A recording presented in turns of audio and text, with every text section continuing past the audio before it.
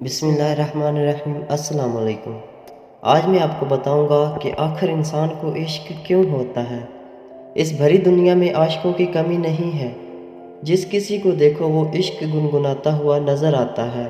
اگر آپ یہ سوال عاشق سے کریں کہ آپ کو عشق کیوں ہوا ہے تو اس کا یہی جواب ہوتا ہے کہ عشق ایک ایسی چیز ہے جو وصف ہو جاتا ہے۔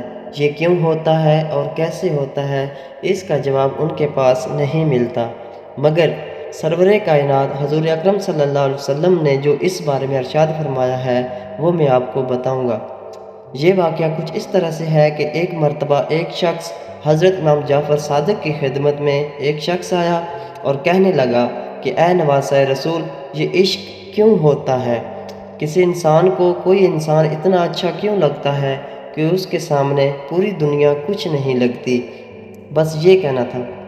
تو نواسۂ رسول امام جعفر صادق نے فرمایا کہ میں نے اپنے بابا سے، انہوں نے اپنے بابا سے، انہوں نے اپنے بابا سے، اور انہوں نے رسول اللہ صلی اللہ علیہ وسلم سے سنا، ہر انسان کے اندر اللہ کی کوئی نہ کوئی صفت ضرور موجود ہوتی ہے۔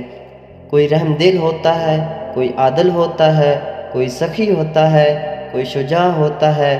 جب انسان اپنے اندر پائے جانے والے اوصاف کی خوشبو کسی دوسرے میں محسوس کرتا ہے تو اس کی طرف مائل ہو جاتا ہے، اور اس سے بات کرنا، اسے دیکھنا اور اسے ملنا اچھا لگتا ہے۔ اسے یہ لگتا ہے کہ یہ میرا ہے اور میں اس کا ہوں۔ دراصل وہ خود میں اس کو اور اس میں اپنے آپ کو دیکھتا ہے اور ہر جگہ اس کی کمی کو محسوس کرتا ہے، اور وہ چاہتا ہے کہ ہر پل وہ مجھ سے راضی رہے، اور اسی کیفیت کو زمانے والے عشق کا نام دے دیتے ہیں۔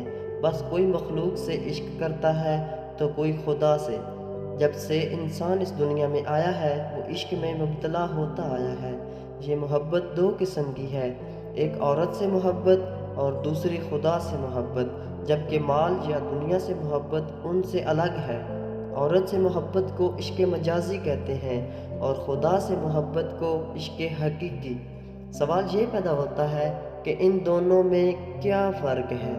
کچھ لوگ یہ سمجھتے ہیں کہ عشق مجازی ہی عشق حقیقی کی راہ ہموار کرتا ہے، اس لیے کہ انسان پہلے کسی انسان سے محبت کرتا ہے، جب اسے یہ محبت حاصل نہیں ہوتی تو پھر اس کا دل تڑپ جاتا ہے، وہ ویرانوں کا رخ کرتا ہے، اور پھر وہ مجذوب بن کر خدا کی محبت میں ڈوب جاتا ہے۔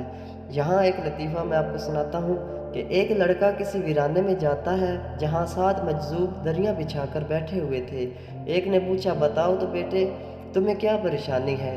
کس چیز نے تم اس ویرانے میں ہمارے پاس آنے پر مجبور کیا؟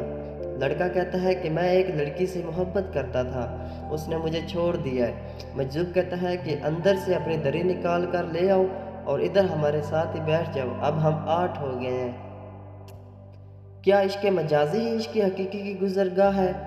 اسی بارے میں نے جو اپنے استاد سے سیکھا وہ میں آپ کے گوشہ گزار کرتا ہوں۔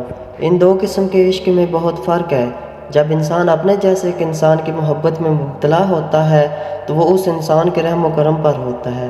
یہ انسان اسے ستاتا ہے، رلاتا ہے، اس کا استحصال کرتا ہے، جبکہ خدا اپنے سے محبت کرنے والوں کا استحصال نہیں کرتا۔ یہ انسان محبوب خود بھی ان حالات کے ہاتھوں مجبور ہوتا ہے جو خدا کی طرف سے اس پر بیت رہے ہوتے ہیں۔ ہو سکتا ہے کہ یہ مجبور انسان خود کسی اور کی محبت میں مبتلا ہو، لہٰذا وہ اسے مثبت جواب نہ دے سکے۔ کسی بھی انسان سے محبت عارضی ہوتی ہے سوائے اللہ کے برگزیدہ بندوں سے کی جانے والی محبت کے۔ جیسے جیسے عمر گزرتی ہے چہرے پر جھریاں پڑنے لگتی ہیں، کھال ڈھیلی ہو جاتی ہے، وزن بڑھ جاتا ہے، بال گر جاتے ہیں، انسان بدنما دکھنے لگتا ہے۔ اس کے ساتھ ساتھ اکثر صورتوں میں اس محبت میں کمی آنے لگتی ہے۔